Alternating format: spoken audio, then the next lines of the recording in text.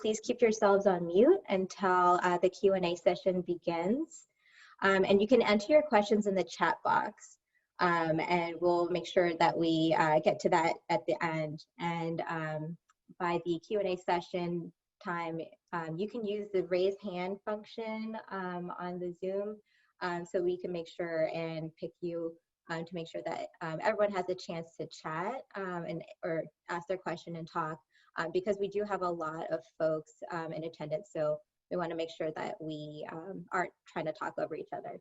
And then when you do choose to share, we ask that you share your name, your kids' ages, and then there are some general, just like community rules that are in the chat that I'll let you all read on your own, so we can go ahead and jump right into having Dr.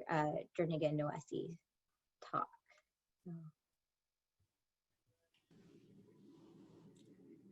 All right, so good morning, everyone. I am happy to actually be here today and to join you all to engage you in what I understand is part 2, maybe, of continuing conversation around having conversations with children or youth about race. So my goal today is, in seeing some of the questions that were presented in advance, I tried to pull some of just a few concepts or things that I think are important as we think about navigating discussion with children and adolescents across the lifespan. So I'd like to start there.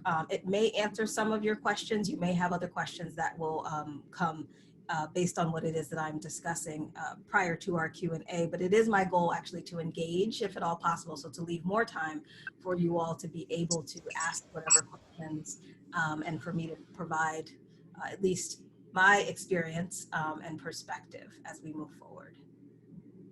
Okay, so I'm going to share my screen. I'm a visual learner, so I did try to create some visuals for us to take a look at as I talk through the first part.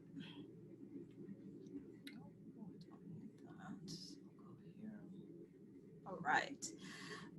So first and foremost, I have been talking about this topic for a number of years, been doing this work as a clinician for almost 20 years, and certainly studying the idea of race and identity in particular in children and adolescents for about the same amount of time. So I actually call more recently have started talking about the notion of what I call raising resistors. And you will hear me talk a little bit about the difference between the concept of building resilience in children versus really resisting. And by resistance, I'll talk about resistance to, in one case, oppression, racial oppression. So, all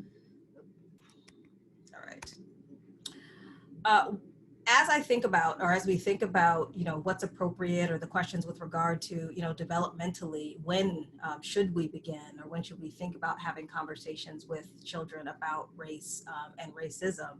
One of the things that I want us to think about is this idea of some of the cliches that we talk about with regard to children. One that I often hear is that children are like sponges, right? They can absorb, they take in so much information from everything that they see, that they hear. We also think about children, or at least I think about children as sponges with regard to their own identity development. So as we think about conversations about race, I would say that I'd like us to open up the narrative. So we will, and I think definitely need to have conversations about racism, but I'm encouraging a more proactive approach that starts, when I say early, I mean upon, birth, really. So proactively providing messaging about, positive identity as it relates to race, and we can talk about other intersections as well. So identity development begins in childhood, and I emphasize that because a lot of literature, and I think a lot of the ways in which we engage children, even in educational settings, is from the belief of really older theories that say that, identity and the identity crisis of young folks begins in adolescence, and that's not true.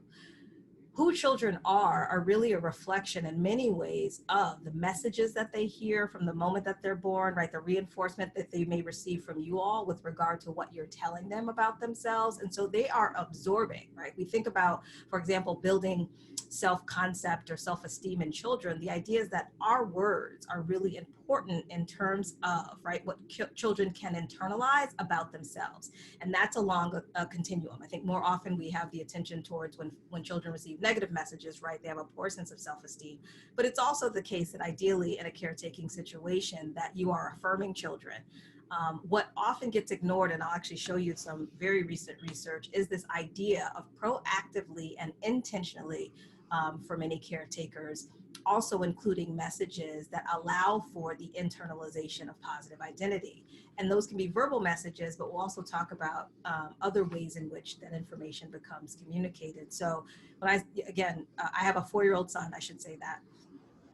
And so for me, really, it was upon birth, I read to him and was very cognizant of the images, the people, all of those things that are in his environment, in an effort to think about really his existence in a society where there is a racial hierarchy, so to speak, and a racialized history that exists. And so my approach to caretaking and parenting specifically is really about preparing him, right, to have a sense of self, a sense of confidence in an environment that may not affirm him in the same way. So that's where I'd like to sort of orient us as we begin the conversation.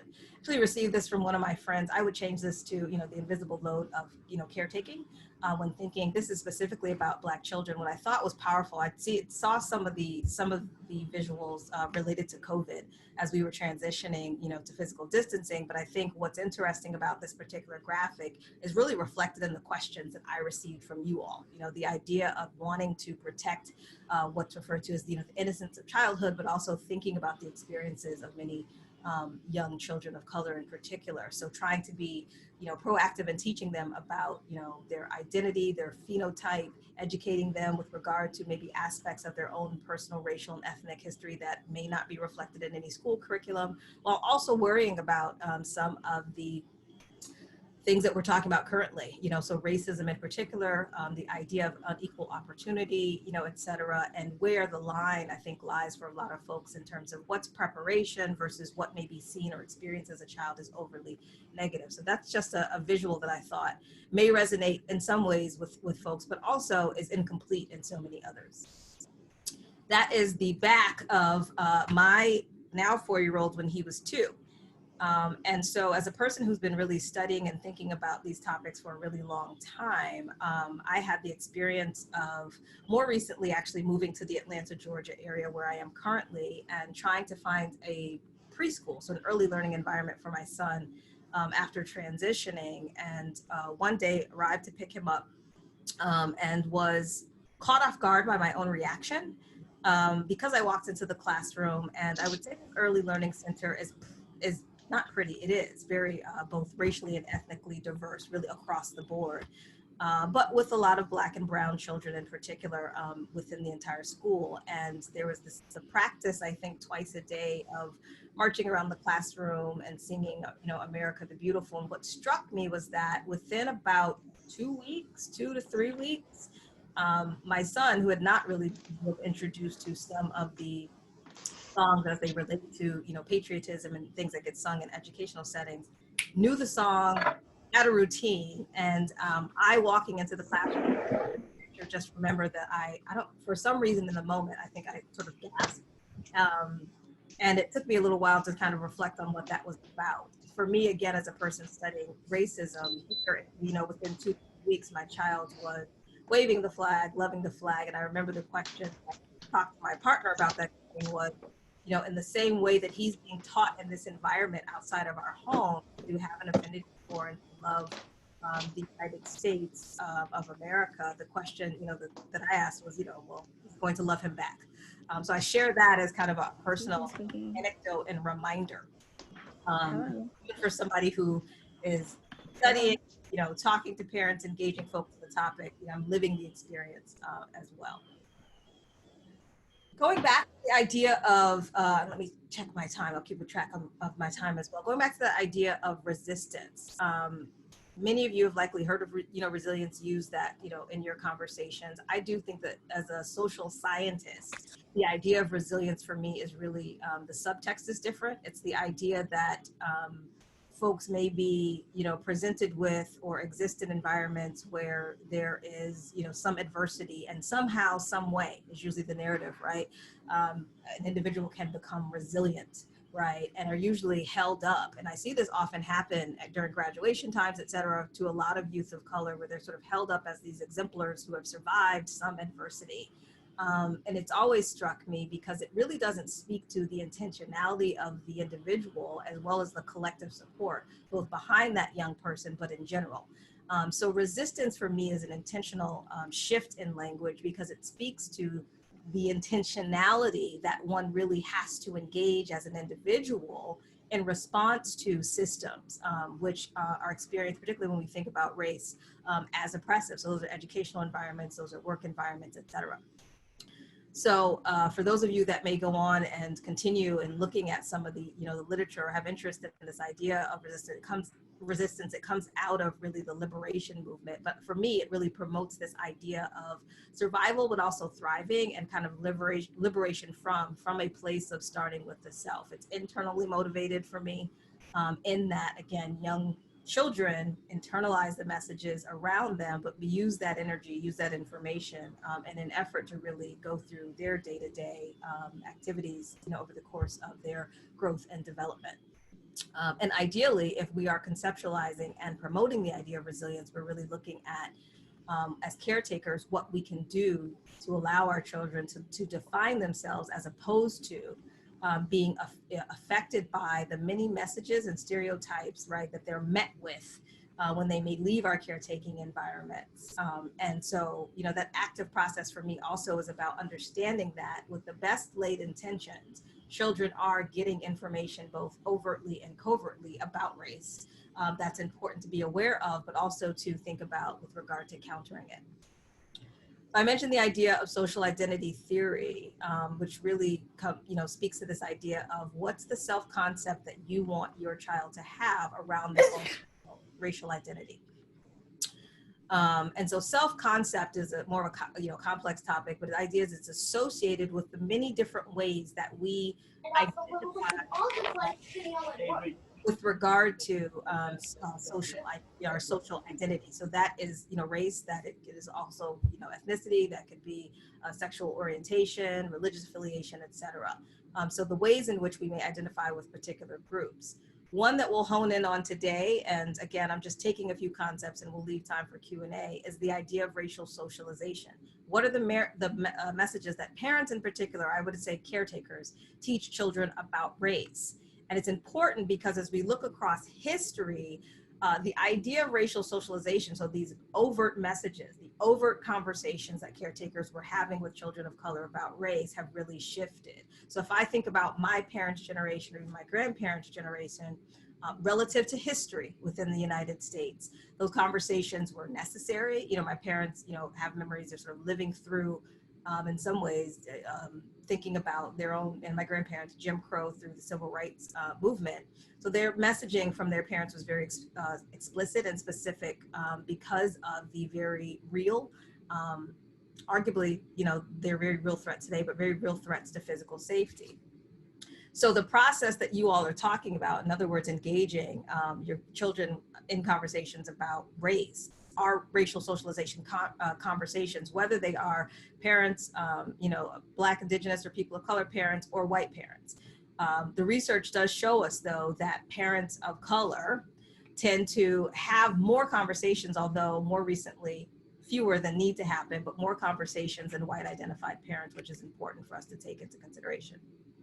Howard Stevenson is probably one of the most foremost scholars in this area, and his quote that, the idea of not having those conversations until they're necessary is something that he studied for years. And so I like this quote where he says, not giving messages about race is fine, right? So it's well-intentioned until it's not. And that really speaks to the idea that for many parents, there usually is an incident that happens before they engage those conversations. And again, I think that's for a variety of reasons, some of which you all likely talked about in your last meeting. And what I'd like to do, and I think what Dr. Stevenson would also encourage, is to think about the fact that there are different types of messaging and different ways in which to begin the conversation so that you have a foundation to begin with before something happens. And now, currently, right, we're finding many parents are finding themselves struggling in some ways to find the language or to figure out how to introduce conversations about race.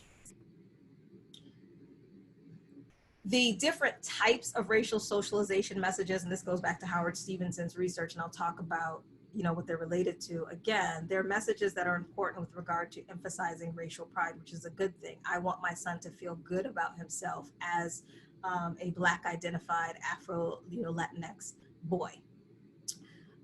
There are things that I can do to assist in promoting that explicitly. So those are, you know, including, as I said, from the time that he was born, the books that I buy and purchase in my home, the images that surround him, you know, within his home are of a variety of folks from different, you know, different hues in terms of skin tones. They feature characters that I feel are representative. They feature characters that explicitly look like him. So he has, you know, lots of picture books with little brown boys with, you know, curly hair, which I see him speak to and relate to. You know, the puzzles that I buy him from, I love Puzzle Huddle. They're not paying me.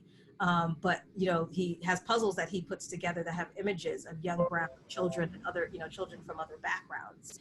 So that messaging is one type of racial socialization messaging. It's also the case that parents, you know, caretakers talk about the types of messagings around warnings about racial inequalities, right? So beginning the conversation that may be less about, you know, when do I introduce the idea to my child that they, you know, depending on how they self-identify, may be treated differently due to a history of racial inequality, right? Or when do I introduce to, depending on, again, how my child self-identifies, to my child the idea that people may be treated differently because of a history of race or racism, if we're using the United States as our immediate context, arguably in many places in the world. The other types of messages are messages that de-emphasize the importance of race. And really, if I think back to about, you know, 10 years ago, this was, you know, when I was in the Boston area working with a lot of adolescents in particular. And it was also around the time of the election of President Barack Obama. What I found to be fascinating was that there were generations, you know, of parents who were talking about their hope for, right, racial equity really led them to begin to de-emphasize explicit messaging or conversations around race. In essence, by default, they were approaching this as, you know, sort of everyone is equal in what's referred to as a colorblind approach, which just isn't historically accurate. It's not currently accurate. It can be a painful conversation, but in not having the conversation or in using messaging that sort of says like, you just have to work really hard and you'll be able to overcome, you know, racism, which is really a systemic and structural entity in addition to an interpersonal, right, experience. It left the adolescents that I was working with this sort of notion that this racism isn't really a thing, right? It's the thing that I'm taught in history class that looks like folks drinking from separate water fountains. And yet these students that I were working with were in predominantly white school settings and really struggling. So they had no blueprint by really which to understand and identify and to name what was happening as racial discrimination and racism, because everything around them in their immediate school environment said, that's not really an issue. And again, this is circa, you know, and look, right, we're about to elect at that time, you know, our first Black president. And so in thinking about not having the conversation, in some ways by default, it can also put children in adolescents in a position where they're not able to really understand the nuances and the realities of what's happening to them in their environments. Other types of, you know, racial socializations, you know, there are some groups that will talk about, you know, again, these overt messaging, and just think about conversations at, you know, tables with relatives at events, you know, this idea of mistrust, who is trustworthy versus not. And so they can be very overt for me, but also very subtle. And children are sponges, so they also are going to hear those messages and begin to try to figure out, right? And I think unconsciously in a lot of ways, and even, you know, arguably for some of us, we receive messages about, in addition to our direct experiences, but may begin to receive messages about other racial and separately ethnic groups.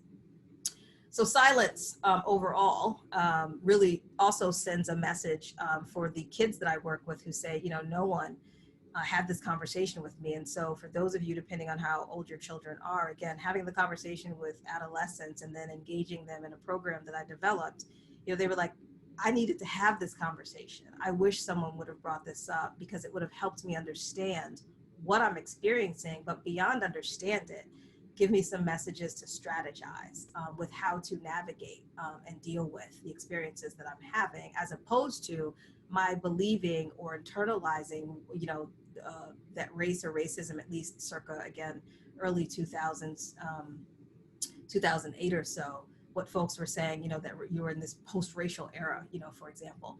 Arguably, we're in a different political era, and so I can talk about that as well. But I also am working, I've worked with parents who said, oof, now we're seeing these really overt, or what they experience as these really overt experiences that span a few decades before, and their children are like, what is this? These are things that I thought, that I saw in the history books, and now I'm going to school and there are, folks who are interacting with me, calling me, names, that sort of thing.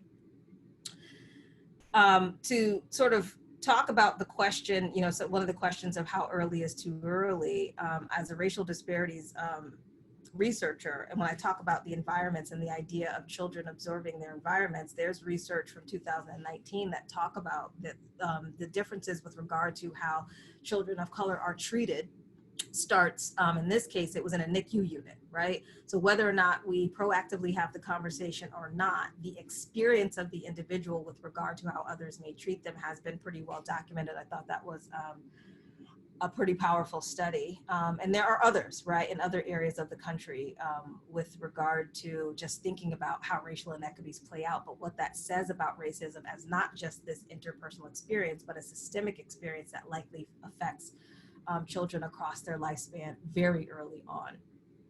Put this here because it, for me, also notes one of the foremost studies from a researcher out of Canada, Kotler et al., published additional research in 2019 that tracked for infants the idea of when infants begin to notice race as early as 6 months. There's some evidence to believe that children begin paying attention to and kind of tracking faces based on their association with regard to race as presented by, phenotype. So that idea of those faces which look very similar that they're surrounded with are those that they begin to have more interest in. And for me, that really speaks to the idea of challenging ourselves to think about what environment is my child in, who's around, my child, and what does that communicate or say with regard to, for this particular research, the idea of identity and social identity development happening as early as infancy. Really speaks to, again, that idea of what are then the other influences that can help shape that.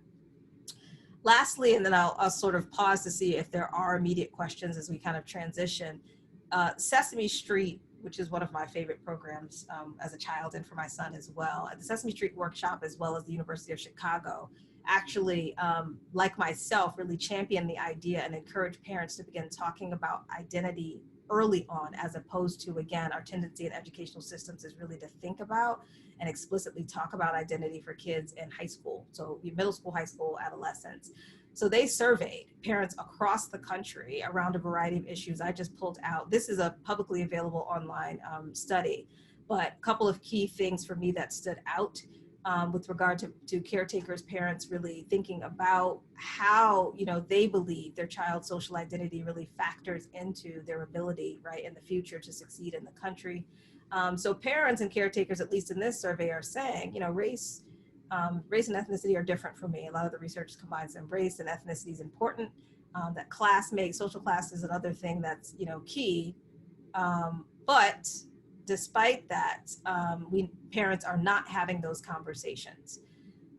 So contrary to that initial question, there was also the question of, for caretakers with regard to identity, this idea of personality development. So children's personality develops pretty early. How do you feel like that factors into how other people treat your child? And so personality was also one that was named as being important. But what was interesting is, despite all of the different opinions that were pulled out, caretakers also indicated that they rarely have explicit conversations, right, about the things that they believe are important for their children to take into consideration. And for me, that really is an opportunity that's potentially missed for a variety of reasons. So the goal is not to point fingers or to say, we're not doing our jobs. It's for me really to have us reframe and think about ways we can be more intentional about including some of these conversations now, right? In particular for folks with younger kids, not being shy to start those conversations pretty early. The last slide that I wanted to really pull up is that, I can skip through some of these. Well, this one's actually powerful because we'll talk about environment and where messages happen. But again, our children are raised, they sort of grow up, maybe they're in early learning centers, but at some point they enter into school environments.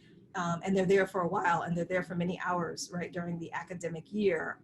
And in the absence potentially of us seizing the opportunity to have conversations, teachers are also saying that they are witnessing children treat each other different in classroom educational settings, but that they don't feel equipped and aren't supported, and therefore don't have conversations to encourage the identity development of your children, particularly as it pertains to, thinking about race, et cetera. So if we're not having the conversations, right, the environment, the school environment where our children arguably grow up and spend a lot of their time, for many, many years, is not having the environment, but things are happening that for me kind of further underscores, again, the idea, by red light, that that children are attempting to make sense of the ways, right, same way that they're sponges, that they're being treated. And although, at least according to this piece of research, it sort of looked at some, not perfect, but some breakdown with regard to their categorizations around race, that parents of color were more likely to proactively have conversations with their children about how race and ethnicity in particular may lead to how people treat their child. So I think much more room for encouragement, and in some ways, Black parents in their particular survey even more so. So room for us to begin to discuss. So I'm going to start with some tips and then stop. That's about, for me, close to 30 minutes. My goal is not to talk at you. When I think about the conversations, for me, caretakers, and I mean anyone that may be caretaking your child, think early on, again, in terms of when they're growing up. So that's me, myself. I'm also very clear with my family. So that's, grandparents or folks who are, around my child. When I was looking for early childcare, so when my son, was a really young infant, and I was interviewing people and going into places, I can recall, at first approaching it, looking at, some of the tips around, oh, let's find the person that's most qualified. And then I honestly started asking questions. Have you worked with another family or been around a child of color, right? So what do you think about, right? Are there any differences in terms of if this is someone that may, bring my child or take a walk with them in the neighborhood? I started asking those questions and had that conversation with my partner. I was like, well, this is really important. It's something that we would take into consideration. Therefore, I need to know. I don't want to deduce, right? How comfortable someone is. If they're aware, as I am aware, that when my child and I were taking walks, that sometimes, folks were not so friendly. And so would they be in a position to both notice and protect my child is really what's there. Any adult that's engaged with your child, or any adult that is, I would say, affiliated. So if, within the community-based organizations, coaches, et cetera, religious, spiritual, organizations, if there are youth services, being provided, those are the folks that ideally I question, I sort of look for in terms of how they're interacting with children. But I think that where messages can come from. I've mentioned the relatives, the educators. I want you all to be aware of the fact that as companies and organizations are also committing to anti-racism, I'm waiting for the next wave. I saw yesterday that Miami-Dade County was the first to lead the charge on anti-racism. So be prepared to ask questions and not to be shy about asking questions when, school districts and school systems and maybe principals are saying we're going to now suddenly commit to an anti-racist curriculum and what that means. And if they're not, I'd be asking questions about as folks are making decisions about what the coming academic school year will look like, and also depending on what they're doing this summer. So everyone, in essence. Really helpful visual, again, for folks. This is from the Children's Community School, who has some wonderful resources online for parents. They're out of Philadelphia, but they have an entire social justice portion of their website. So they created this visual, and they, like myself, have pulled from some of the research, but talk about the research that I mentioned early on. So the idea, right, that at birth, we know that research says that babies begin tracking faces by race as categorized by phenotype, right? And then your children as young as 2, right, begin to try to reason. They're noticing, right, if they're learning colors and they're speaking, they're noticing that people look different. So these are opportunities as opposed to shutting down conversation, to notice when you're reading books, to notice, you know, when you're out in public, and to talk about things like different skin color, right, proactively, so that you have a basis, again, for when the tougher conversations come. By about 30 months, right, we're looking at children using race to choose playmates. So think about those early learning environments, and that we can connect that to that earlier research. And again, I think depending on the environment that they're in and how attuned folks are, you would notice this. So by, you know, looking at the age of around 3 or so, expressions of racial prejudice that begin to peak, and they, you know, continue through those early learning years. So by the time we're at kindergarten age 4 or 5, we got some racialized, you know, attitudes and beliefs that may be expressed. Now they may be coming from, again, what's absorbed in the environment.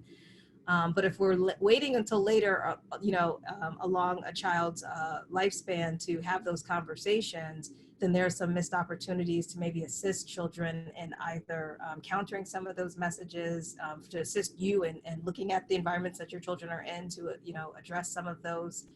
But again, I think we want to protect our children, and so can kind of be reactive in a sense, where we wait or something has happened or there's a critical incident, engage.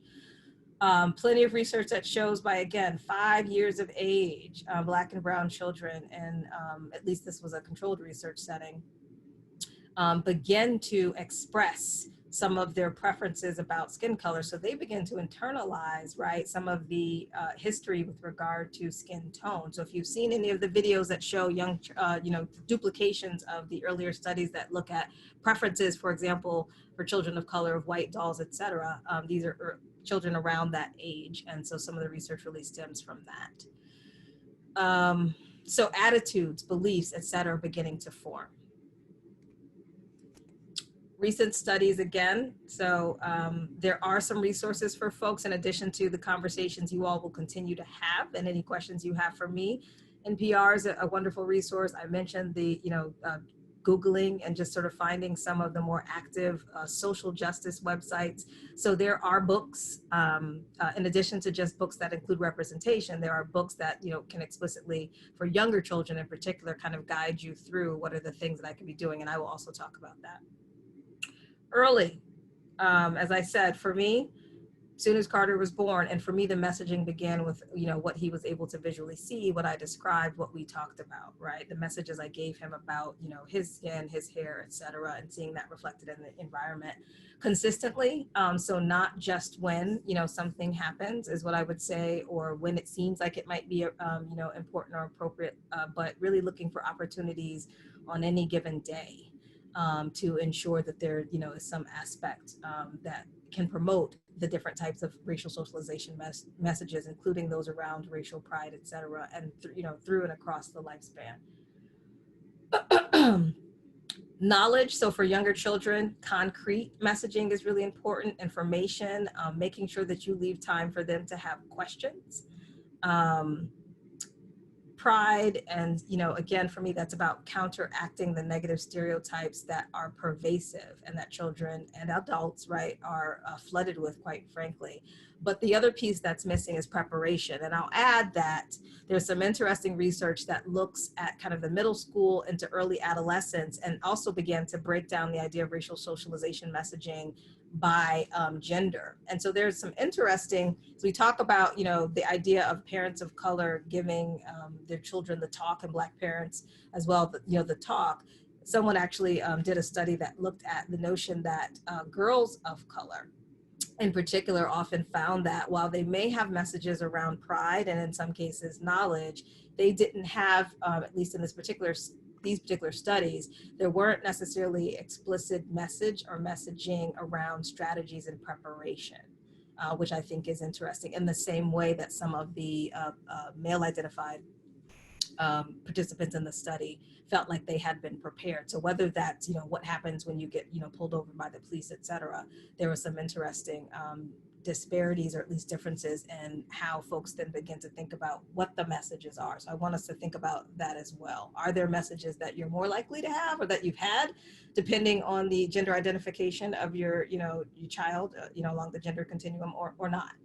So let's keep that in mind. And advocating, it is exhausting, it is tiring. I think that there's strength in numbers, so really leveraging other parents if you need to, but advocating in educational environments is my thing. I started as soon as Carter left my home and went into an early learning environment. I remember having conversations with my peers and fellow moms about the fact that it has started already. And by that, I mean conversations about his treatment, from teachers, even if we had to move environments, that sort of thing. But the idea of, parents talking about engaging with school systems to ensure that their child is having an equitable experience can begin really early on. And that advocating is a huge part of that. Advocating, though, I think is much more effective and can be a lot powerful if folks begin to leverage whatever numbers or even, networks are possible.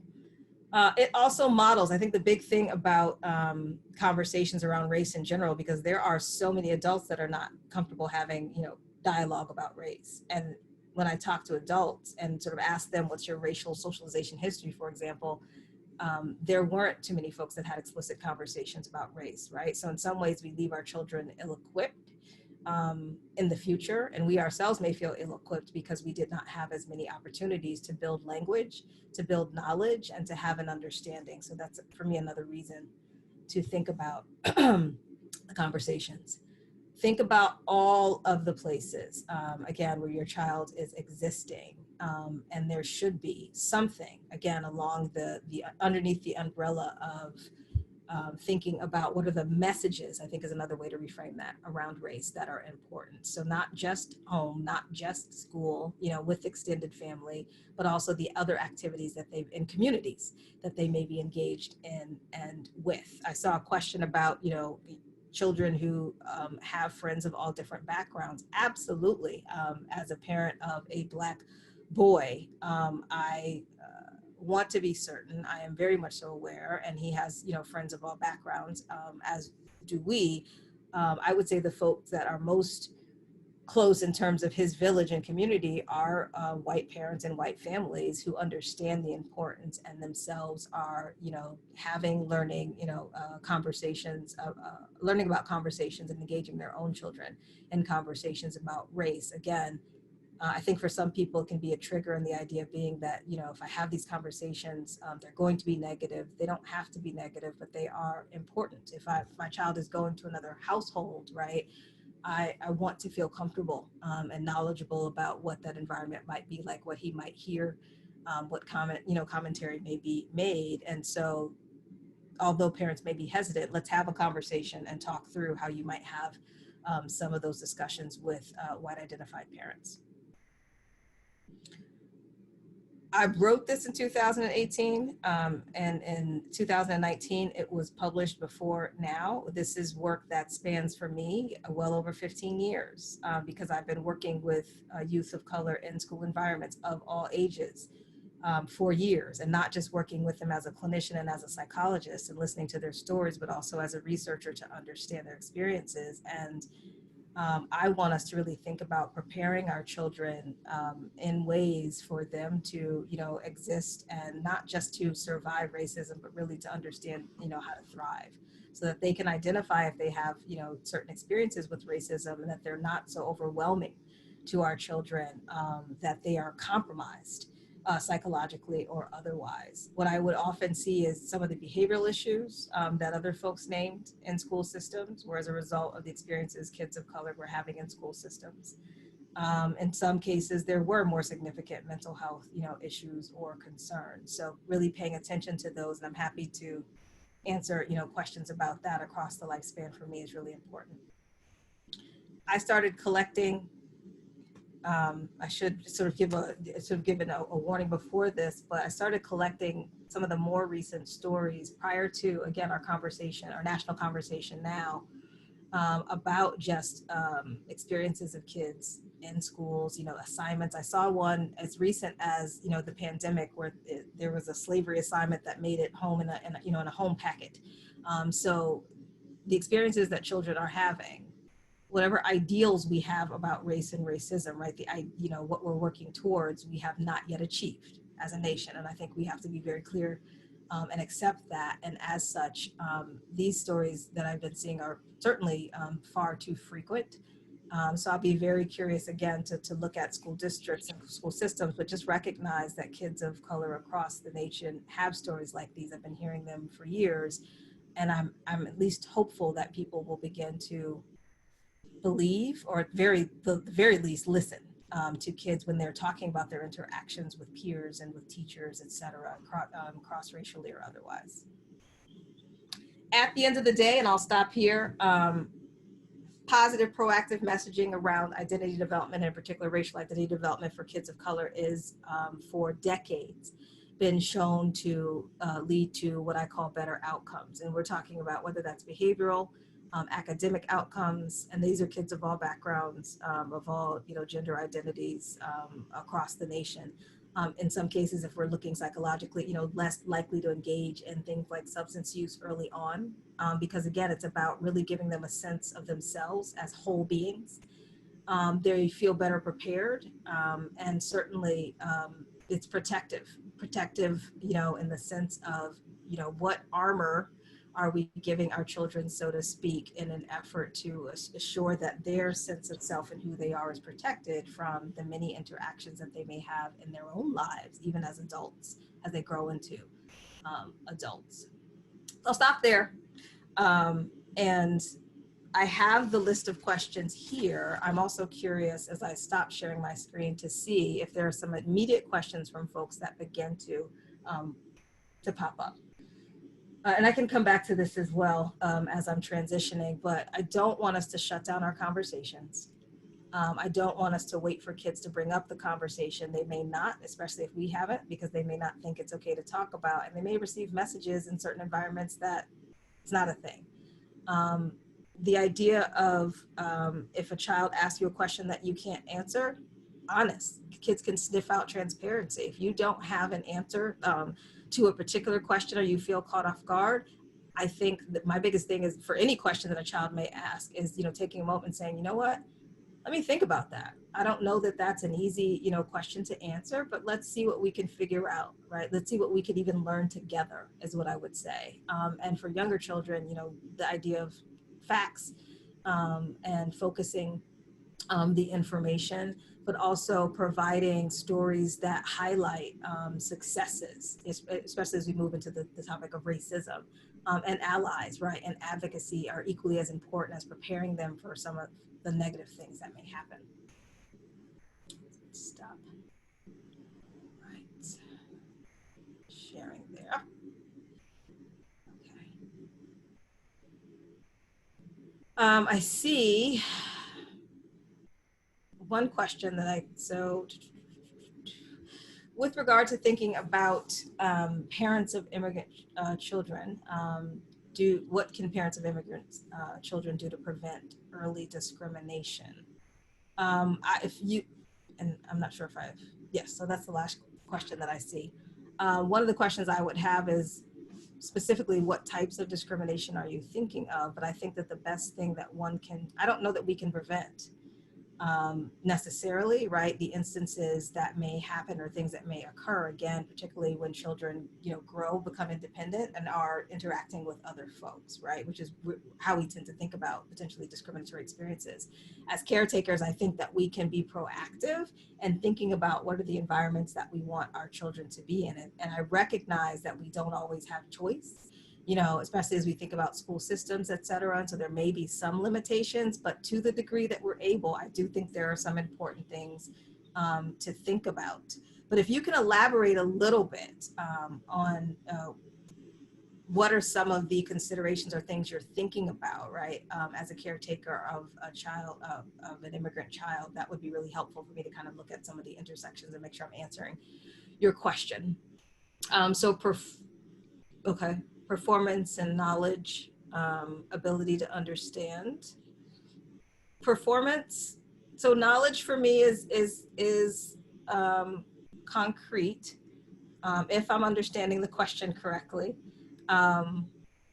Accents, will come up with regard to that. I think, so for me, those are the proactive conversations. I think we have to be real with children about the fact that there are some folks that may, right? And begin to notice, and children, as they interact with others, begin to notice things about other children. They're not always in the, the most malicious way. But if we go back to that chart that I had about race, I would say arguably some of the other things that you're asking about also apply. So the idea being that you proactively talk to your child about the fact that their accent is beautiful and unique, right, and representative of the language, right, the multiple languages that they may eventually speak. But so the idea being that you are positively pouring into them, but you also need to begin thinking about preparing them or reacting to if they come home and say someone, teased me about my accent, or someone said something about my, sort of ability to understand information, that you're prepared to have those conversations, but you have a foundation. For a younger child, I would say your bigger role is probably going to be advocacy. So really attending to, particularly if a child's in a school environment, what are their experiences? What are they being communicated with regard to their ability to understand their accent? I'm not quite sure I understand performance, so let me know if there's something else I can answer there. But think counteracting. So counteracting is the proactive piece, but also preparation with regard to thinking about, when they're interacting with others.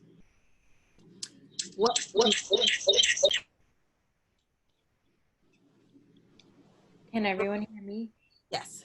Mm-hmm. We have I'm not sure if you can see this, but we have another question. What do you say to children of color when they notice someone does not want to play with them because of implied racial differences? If you could elaborate on age, that would help me qualify the statement anymore. But this is one that's tough because I think as caretakers, we do want to protect our children, right, from painful experiences. So it's twofold for me. The first thing that I would do is ask and validate how they're feeling. But then if you haven't already, it's time to have a conversation about the fact kids can understand unfairness, right? They can understand pretty early on, right, when someone's, isolating them or such and such doesn't want to play with me, right? We're extending that piece of the conversation. So it doesn't have to be, that you're unpacking, entire history of, racism per se, but the idea certainly being that you begin to talk about the fact that, there are individuals, right, with different skin tones, that we call that based on that individuals maybe, categorized with regard to race. And that sometimes, right, historically, I had this conversation with Carter a few, weeks ago, that folks with brown skin were not always treated, and in some ways still aren't treated the same, or in ways that are fair, right? So this is his language, things that he says as a 4-year-old, right, in the classroom, as other individuals. And he's got lots of whys. That conversation actually emerged right before the CNN town hall on race. So in some ways I was, it's an opportunity for me to extend conversations that we had about racial differences. So start with feeling, but you're going to kind of have to move into a conversation that, sometimes people treat others differently, and that's not fair, that it's not nice. But I would, for a younger child in particular, stick with validating their experiences, also identify for myself if there's something that I need to, or that I can do as a caretaker. So if this was on a playground, right, and you don't really know the other parent, it's a different scenario if the caretaker is not there. If it's in a school system and it's happening, and it's a child that's within the classroom, this is Dr. Maryam, at some point would want to have a conversation with the instructor, with, if I needed to, the administrator, and to make the other parent aware. So even if I'm not having that direct conversation yet because of protocols within schools, my goal in talking to an administrator or someone, that may be around is, I'd like to make you all aware of this so that you can make the other parent aware. I'm happy to have a conversation with that parent. Because again, you still have a role as a protector. And then the idea being, again, we can look at some of the other resources and books, et cetera, that begin to, talk about the history of racial differences. But I would also lean a lot heavier than on talking to my child about instilling some of those messages, around racial pride, because the vulnerability that is there for the child is that they may begin to see, oh, I'm being treated differently because of this, and you don't want them to internalize that. So it's countering, it's advocating, And it's being concrete with the fact that people being treated differently because of racial differences is not a new phenomenon, but it doesn't have to be, a conversation that is doomed, one that is doomed and gloomed. It is about, maybe finding, other individuals who treat us fairly, and what are some of the things that we want to look for in a friend while you're doing your behind the scenes work as a caretaker, advocating. Yeah, so 4 and 5. Yes. So the ages that I talked about. Yes. Yes. So those are some of the conversations that I'm also having with my little currently as well, because it is the time where kids sort of move into this space as well of, you're my friend, you're not my friend. But if your 4 or 5-year-old is picking up on the fact that someone doesn't want to play with them due to racial differences, I started exploring the context to see what I can do. Providing them with some conversations around, well, how do we select good friends? We can't always control whether or not people want to play with us, and that's not fair. And no one should ever treat you different because of how you identify, and you can fill in that language. But some people do. So for me, it's always the reality, very gently attending to the feeling. The reality has to be there, right? While I go to work, as well as arming my child with the ability to say, well, let's think about who do you enjoy playing with, who do you feel like treats you fairly. Who do you like, being around, and then encouraging them to also engage in those relationships.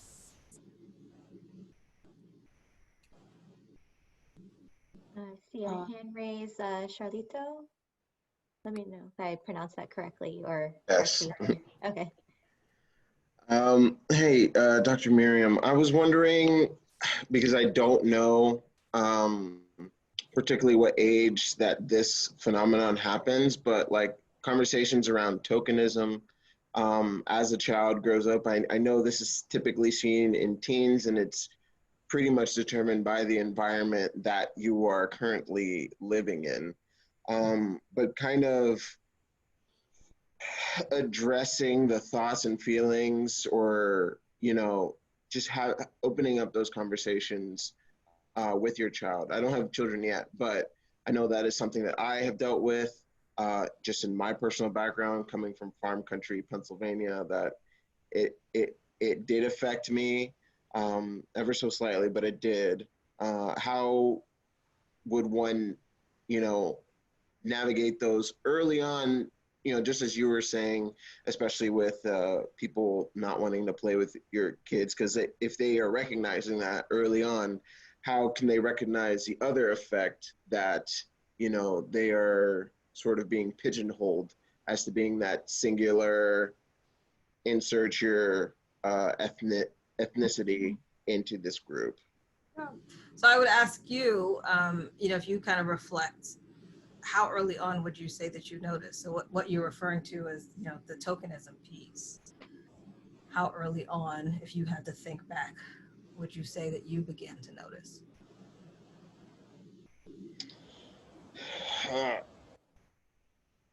Probably, I would say middle school. I experienced or like acknowledged racism a little later in life, just because of how I was raised, um, uh, which was just, it was different from, because my parents are both immigrant parents. So early on, they uh, made us sort of come into our own by saying that we are no less than insert. Like, we will work just as hard and even succeed, because, and that helped.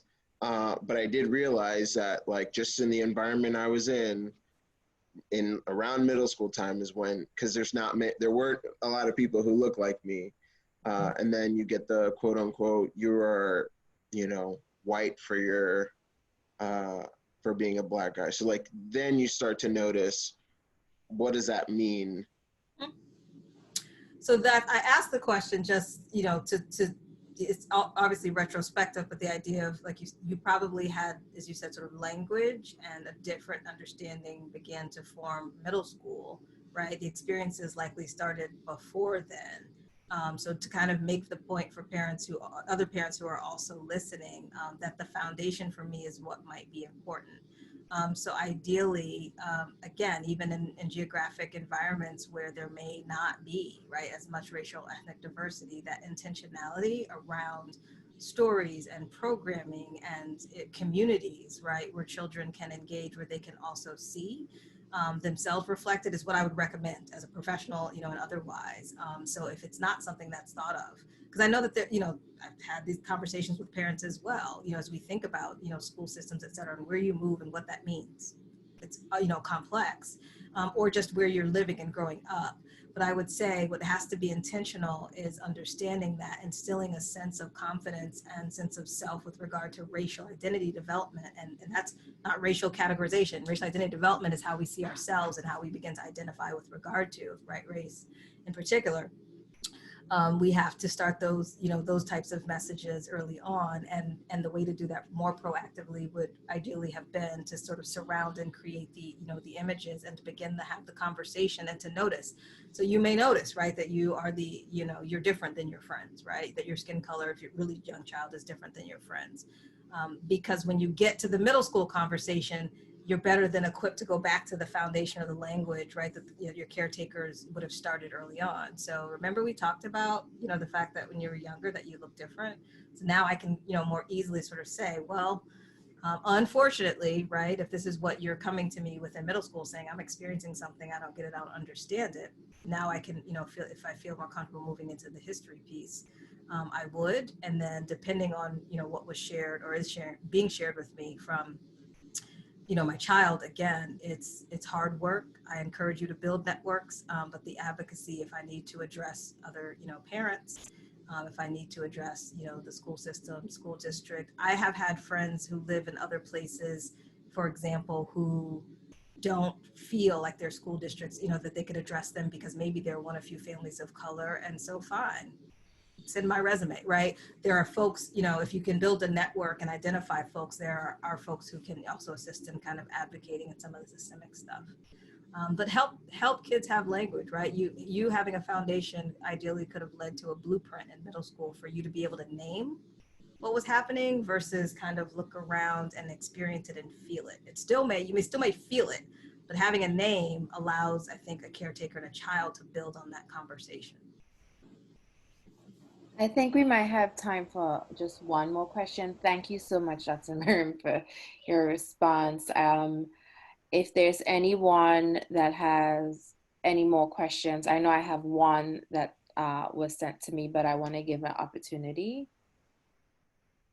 Okay, so the question that was sent to me was, what do you do when your child seems resistant or reluctant to have the conversation? So you want to have the conversation, but every time you try to engage, there's like pushback or resistance. How do you navigate that? I would say age of child. The other thing that I would say is understand the resistance.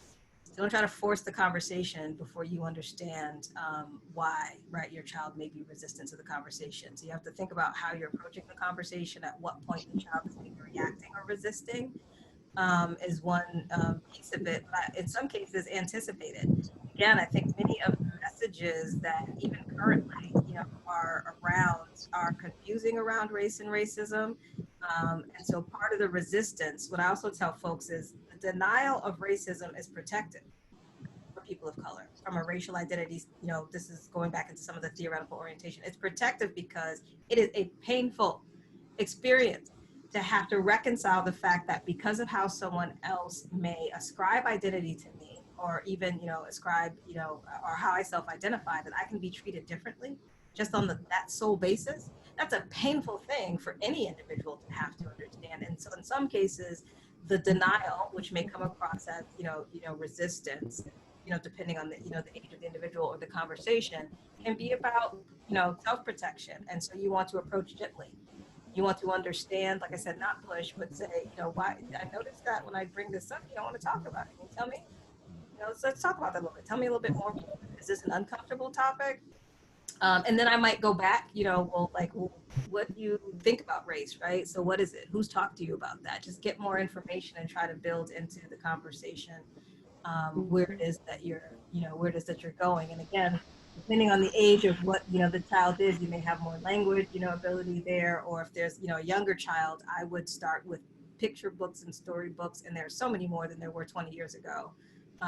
You know, there are books about, you know, protesting. There are lots of, you know, different, you know, textbooks and things that you can, that can allow you to have the conversation. The kids are naturally curious when they're young. What does that mean? But why? Right? And it's your opportunity to insert knowledge and information in a concrete way. And So, thank you, Dr. Maryam. There was one more question. I know we're pressed for time, but I want to make sure that I get to it because Chantal asked it again. And it's, what advice do you have for caregivers to children age 4 to 6 in regards to not seeing enough of their identity in the media? My 5-year-old daughter sometimes comes to me saying she'd prefer to be white based on all of the shows. And her class is made up of mostly brown and black kids, and I try to talk to her about why being brown and black is beautiful and unique. So I guess, what advice do you have for caregivers to sort of counteract those messages? And this would be the last question that we would take. Thank you. I would say, and this is interesting. I mean, I think we could have so much conversation, and perhaps, you know, one day when we're not all virtual, so I can feel the energy in the room as well. But sometimes I hear parents sort of question, okay, so if I am really, you know, emphasizing, for example, using your example, Chantal, black, you know, trying to emphasize black and brown beauty and having all these images, but then I don't have, right, a wide variety of folks, isn't that going in the opposite end of the continuum? And I would, you know, encourage folks to pause and kind of challenge that a little bit. Let's think about history of race and racism. We are proactively counteracting messages, and what you're describing, right, via the media is that your child is inundated in your best efforts. As soon as children are watching TV, right, they're flooded with commercials when they're on iPads, they go to school, they read history books, there's pictures on the wall, even in environments where the demographics of the children are in school buildings, right, where mostly black and brown. So for me, it's that the counter narrative that I create is explicit. I grew up in a household where, you know, the images and the paintings, you know, represented black and brown people in my household. And I appreciated that when I was older. That's what I duplicate for Carter now. The circle time that we've done during, you know, throughout the pandemic and physical distancing is Miss Monica. For those of you who haven't heard about her, she's a black woman that does circle time, right? So I'm intentional in the same way that I was looking for environments where he could have black and brown teachers. In the same way that I moved from Connecticut, I recognized I was able to do this, and said, let me move to Atlanta because I want him to have black and brown doctors and providers, right, based on my experiences. And again, may not be able to move across states, but that's the level of thinking that I want you to have. Your daughter or child, I should say, yes, you said daughter, it is telling you something, right? She's trying to reconcile, right, and beginning to internalize everything that she may be inundated with. So you have to fight that. There's some research that just looks at media that talks about the fact that for every positive message, and this isn't even about race, that you try to give a child, they're flooded with, you know, like 50 more counter to that. And they're, you know, even looking at kind of gender. So I would say, I'd look at her programming. I'd introduce more programming of images. I'd find some of the books. There are even books that you could order if you're able, where you can take almost like a recreated picture. So one of the books that I bought Carter when he was little, I sent a picture and it created a little boy named Carter that looked like him. So I, you know, just again, being very intentional and aware, and continue that messaging around, you know, beautiful skin, you know, beautiful hair texture, those sorts of things. But she's in essence communicating that at 5 years of age, she's getting messages from somewhere about white skin, it looks like, as being potentially more preferential. And that, as I said, that can come from a lot of different places. It now would be my job as the caregiver to try to counteract some of those and to proactively challenge some of those, you know, with different messaging of my own. And if possible, if she's 5, start looking at that curriculum. I make, you know, recommendations, you know, all the time, you know, if need be, with regard to what are your children learning in school? Because I also think that that's important. Who are they learning about in school? Oh, it's Miss Monica. That's Miss Monica. Miss Monica. All right, great. Well, thank you so much. We will try and conclude there since we're already past noon and we don't want to take up too much more of your time.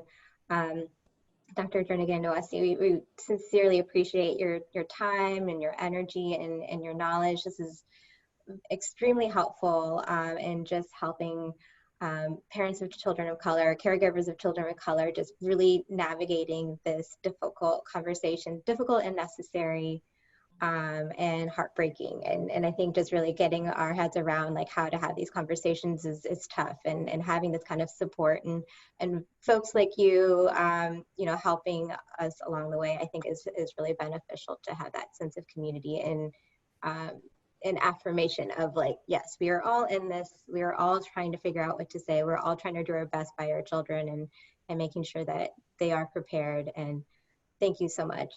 We appreciate you. My final thought would just be, you know, ask yourselves what you would have wanted to know. Like if you ever struggle, like when would I would have wanted, what conversation would I have wanted, you know, someone to have said to me in addition to what we've talked about here. I'll also am happy to, I have a professional Instagram page that for me is just primarily about disseminating information. And so this whole idea of raising resistors that I talk about, I sometimes post, I definitely post books.